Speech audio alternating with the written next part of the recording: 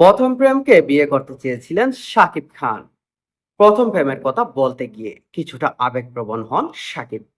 তাও আবার তুলে ধরেন পূর্ণিমা। শাকিব বলেন, আমি ওখানেই সেটেল হতে চেয়েছিলাম। মাঝে মাঝে একা বসে থাকলে ভাবি, আমি যেটা চেয়েছিলাম কোথায়? আমি কার সঙ্গে থাকতে চেয়েছিলাম? ভালোবাসলাম কাকে, আর আমি গেলাম কোথায়? কিভাবে ঘটলো এমন ঘটনা? আমি নিজেই বুঝতে পারছি না।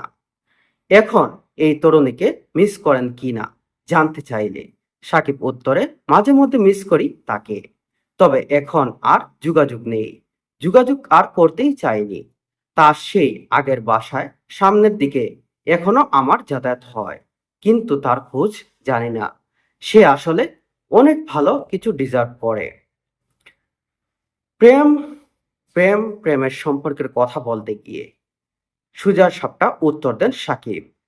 অনেকেই ভাগ্যের বিষয় জানতে চেয়েছিলেন। তিনি বলেন, চেয়েছিলাম কাকে আর পেলাম